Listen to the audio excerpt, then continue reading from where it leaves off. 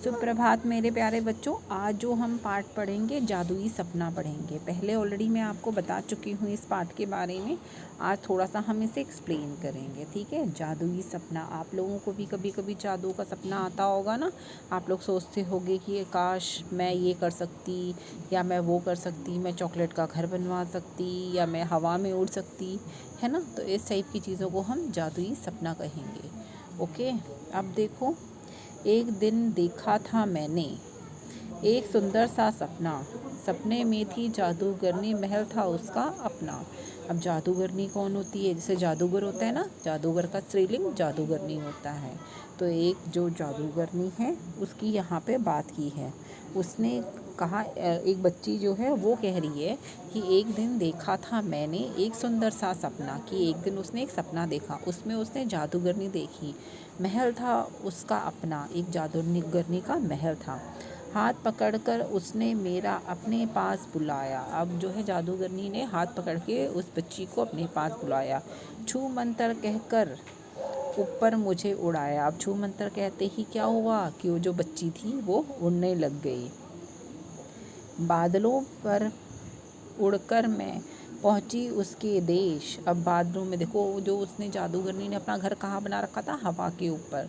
अगर वो नीचे बनाती तो कोई भी उसके घर जा सकता था। तो अब वो जादूगरनी थी तो उसने हवा में अपना एक देश बना लिया, ठीक है।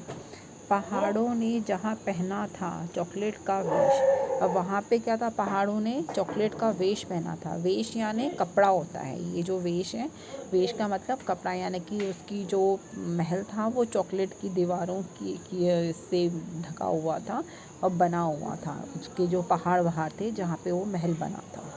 चारों ओर पेड़ लगे थे। अब उस वहाँ पे क्या हुआ था? उस देश में चारों तरफ पेड़ लगे थे, उन पर सुंदर आम लगे थे। सुंदर आम यानी देखने में ही आपको बहुत सुंदर लग रहे हों, आकर्षित लग रहे हों कि मैं ये आम खा ही लूँ। आम का आकार था ऐसा, बिल्कुल मोटर कार जैसा। अब देखो, आम का आकार बताया हुआ है। हमने आम का आकार तो आप सबको पता है कि कैसा होता है, लेकिन यहाँ पे जो आम है उसे मोटर कार जैसा बताया गया है कि जैसे मोटर कार होती ना, हमारी गाड़ी कार, उसके जैसा आकार का आम उन पेड़ों पे लगे हुए थे। जादूगरनी ने कार चलाई, नीचे से फिर सीढ़ी आई। जब जादूगरनी ने जब अपनी कार चलाई तो नीचे से एक सीढ़ी आ गई, जैसे यहाँ पे दिखाई हुई है। सीढ़ी चढ़कर मैंने देखा, सच ये देश बड़ा अनोखा।